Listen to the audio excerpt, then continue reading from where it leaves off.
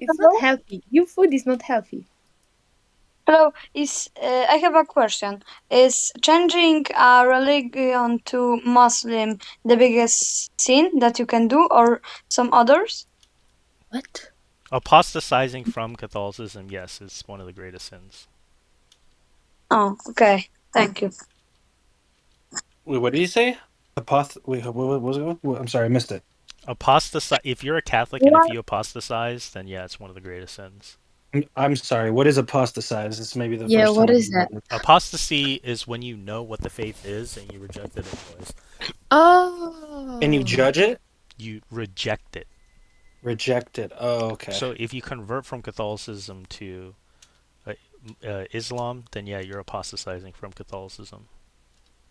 Yes. You're apostatizing from Trinitarianism and you're adopting monism, basically.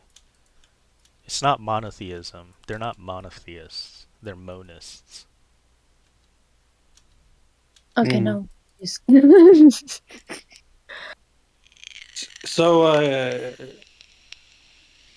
I was talking to someone. I still currently am messaging someone about it. Like, trying to interpret unum sanctum. Right. I'm taking it very literally, very harshly. Boniface the Eighth, Oh, hell no. Yeah, yeah, yeah. So I'm like, wait. So do the so like infants? Wait, who just left?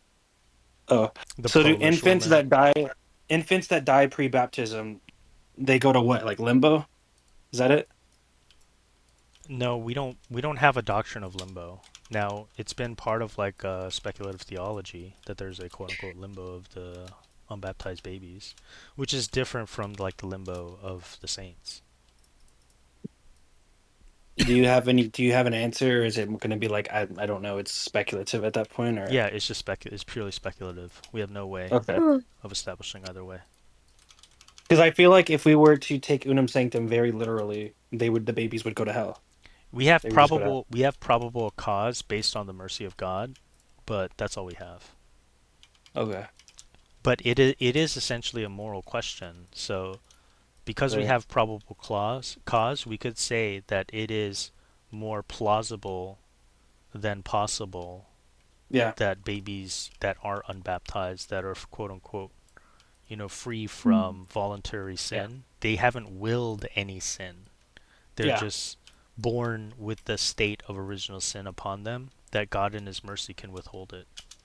Because Or an even better. this is proven to be the case both. You have to kind of like broaden your scope a little bit more. Okay, so when it comes to the dogma of Immaculate Conception, right? In Catholicism, it is a dogma for us, and it's a very consistent and coherent dogma according to the rest of the tradition and dogmas of the Church. But Right. here are some of the implications of that. The idea of the Immaculate Conception is that God can withhold the stain or the state of original sin from a person. And that's Mm. true in Mary. And usually Eastern Orthodox and Protestants and Pelagians are going to take an issue with this. They're going to be like, how is it that God can withhold original sin when you have all these church fathers that talk about how no one is born without the state of original sin? Then you have to take it back to Genesis. Was Adam and Eve, were they born with original sin? And the answer is no. Adam and Right. Eve were born in the original state of justice, is what it's called. So God did not, He never intended for us to be with original sin. Original sin is a consequence of the disobedience from our first parents. And then the Right. rest of us are conditioned because of the actions and disobedience of our first parents. We are in a state of separation. That's all it's Ah, saying, okay? But interesting. Adam and Eve themselves were not created with original sin. Does that make sense? So if by the Yeah. same very principle that intended to create humans without original sin, can he in the future withhold original sin from his creation? Yes, he can. He does it in Mary. So Right. with that same reasoning, when it comes to babies who have not been baptized, by probable cause of God's mercy, can he quote unquote forgive the original sin of an unbaptized infant who has not by their own voluntary action chosen or acted to sin? Duh. How about yeah? How about like let me give you another example then, another hypothetical, like a situation.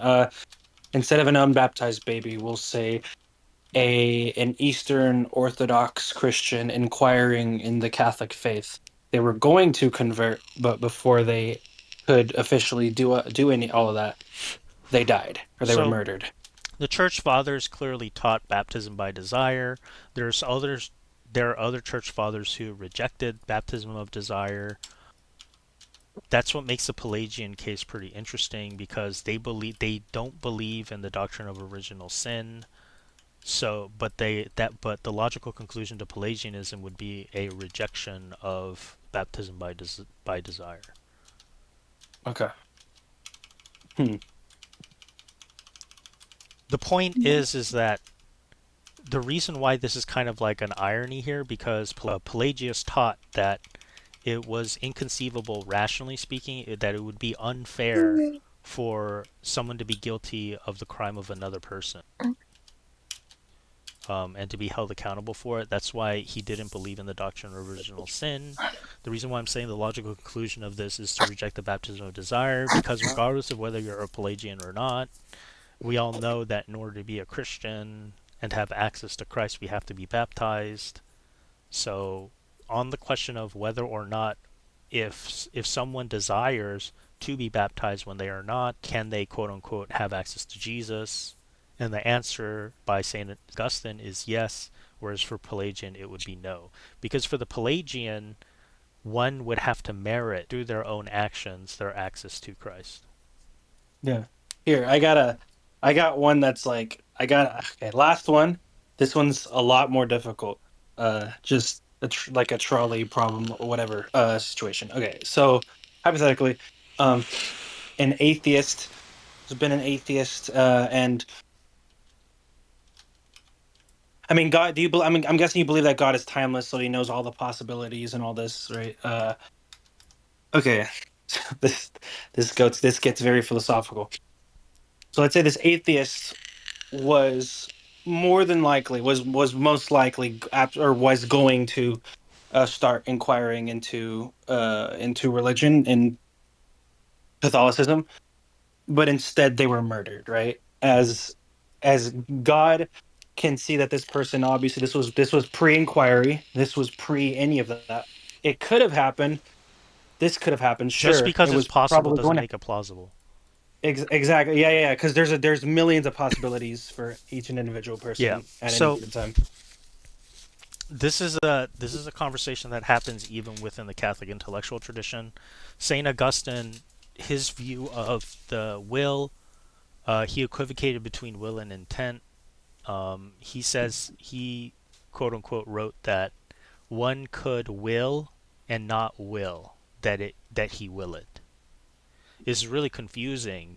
because nowadays what we take him to mean is that one might not intend to will a particular action. And so his intentions might not have been to do the thing, but he does the thing anyways. So then we need to evaluate the circumstances which would have conditioned both his will, both his action, and his intention. So in certain cases, a consideration of circumstances could reduce the culpability of the person, but this doesn't absolve that what happened was a sin. So even in Catholic moral analysis, even accidental sin is still a sin.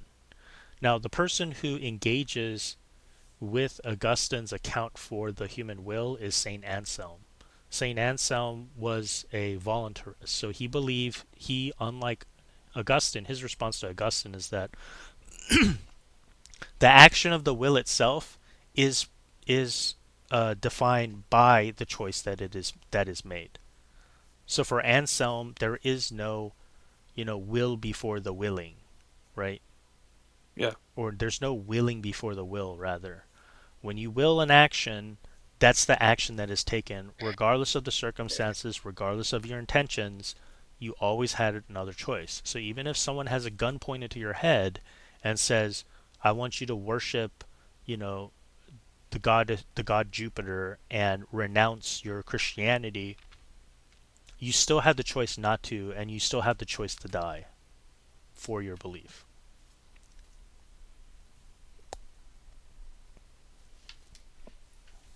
So what is willed in that case if you choose to renounce your Christianity is that you chose to apostatize. It Mm. doesn't mean that you can't be forgiven by it. It doesn't mean that the quote unquote sacraments from a priest who apostatized no longer has efficacious grace because that grace from his ordination or his ontological change comes from Christ himself. Right. So we're not running into a Donatist problem. Anselm is very aware of this, but at the end of the day, the priest did apostatize. So I'm more on the Anselmian position. I'm a voluntarist. You have to keep in mind that St. Augustine himself, he was a Manichaean, so he did a lot of degenerate stuff. Like he was part of like the sex orgies, and he probably was gay. He did all the gay stuff. According to Augustine, he didn't know enough to will his homosexual actions willingly. But for St. Anselm, it Right. makes no difference. And I'm on the position of Anselm. You Mm. suck one dick, you sucked all dicks.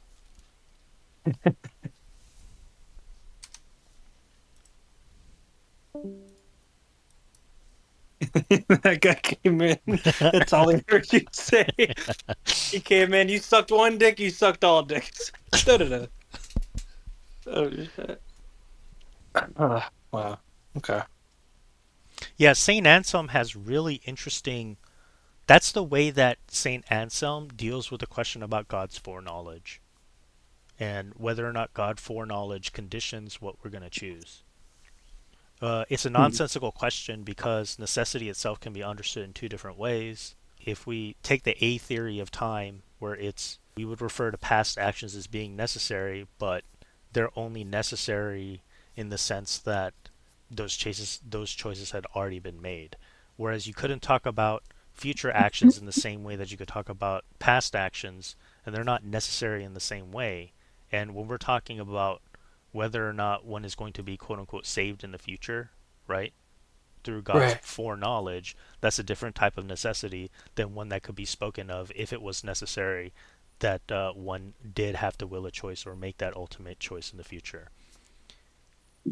So he just makes that extra distinction because he's refining his definition of what freedom of will is.